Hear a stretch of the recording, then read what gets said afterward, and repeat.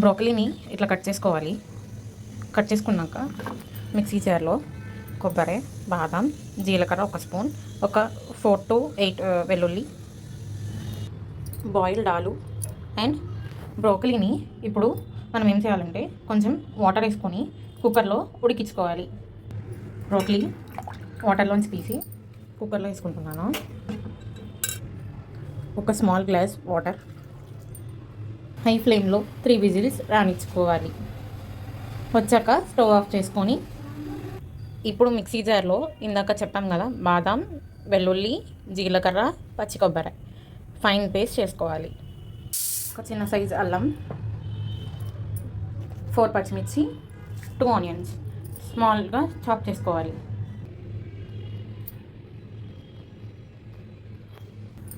Stove మీద కడాయి పెట్టుకొని 3 spoons oil add చేసుకోవాలి. తర్వాత వచ్చేసి ఆయిల్ హీట్ అయ్యాక మినపప్పు, శనగపప్పు, జీలకర్ర, ఆవాలు వేసుకోవాలి.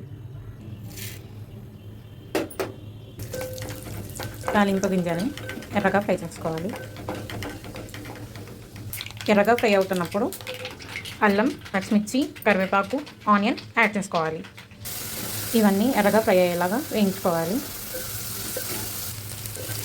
ఇప్పుడు ఇలా కలర్ మారాక దీంట్లో 1/2 స్పూన్ పసుపు, 1 స్పూన్ సాల్ట్ యాడ్ చేసుకొని బాగా మిక్స్ చేసుకోవాలి.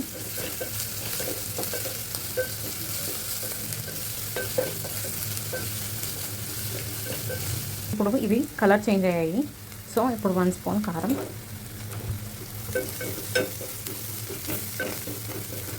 మొత్తం బాగా మిక్స్ చేసుకొని బాయిల్ చేసుకున్న బ్రోకలీ యాడ్ చేసుకుంటాము. ఇప్పుడు ఈ బ్రోకలీని బాగా మిక్స్ చేసుకోవాలి. ఇట్లా మిక్స్ చేసుకున్నాక నెక్స్ట్ బాయిల్డ్ ఆలు, ఇవి కూడా మంచిగా మిక్స్ చేసుకోవాలి. ఇందాక బాదం, కొబ్బరి పేస్ట్ యాడ్ చేసుకోవాలి. మంచిగా మిక్స్ చేసుకొని ఇప్పుడు ఒక స్మాల్ కప్ వాటర్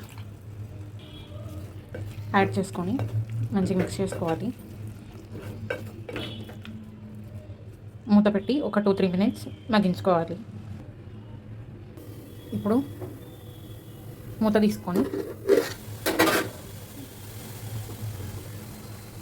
కట్ చేసుకున్న కొత్తిమీర యాడ్ చేసుకుంటే మనం తయారు చేసే కర్రీ బ్రోకలీ ఆలు ఆల్మండ్ కర్రీ రెడీ అయిపోయింది.